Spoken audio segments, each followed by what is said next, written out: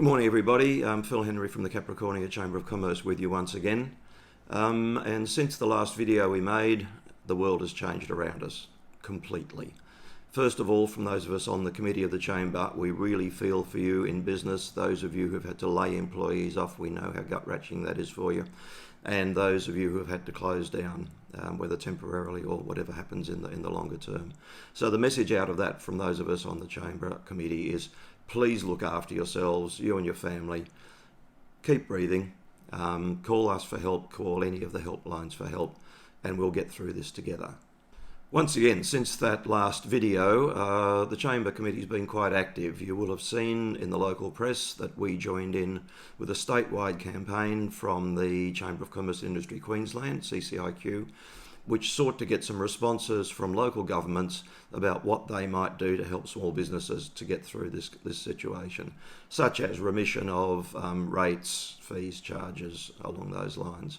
I'm pleased to say that the Livingston Shire Council responded to that. So yesterday, which would have been Monday, both Mary Carroll from Capricorn Enterprise and I had a meeting with Livingston Shire Council, and they undertook to immediately respond to two direct requests that had been made to them, one of which was to allow gymnasia and personal trainers to use the council's outdoor space at Bamayi.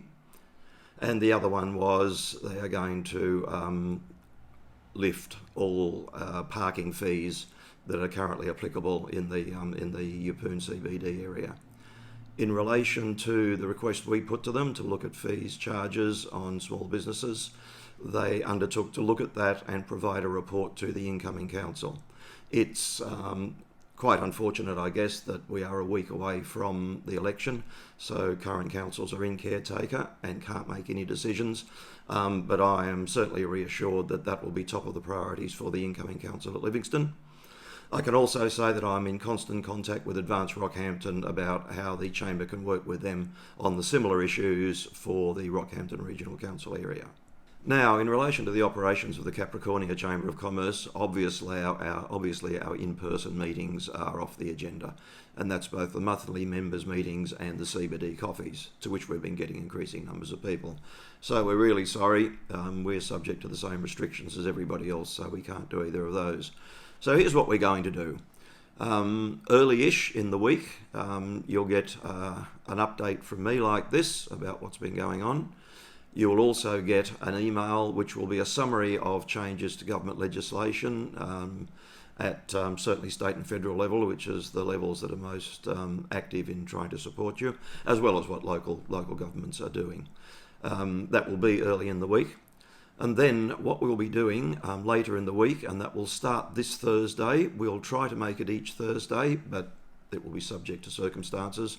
There'll be a Facebook Live from here with a different expert each week talking about a different aspect of how to keep your businesses going and how to deal with the support packages that are being made available by both state and federal governments. That will start this coming Thursday, which will be the 26th of March. With Michelle Williamson from Evans Edwards, the accountants. And Michelle's going to be talking to you about the $100,000 federal employee boost for small businesses to help you keep your employees on the books. So that'll be the first one. It will be Facebook Live, so you'll be able to text in your questions and Michelle will be able to answer them live while we're sitting here. So we hope that that's one way we can continue to get information out to you. We are very aware that there is heaps of information available coming from all different sources.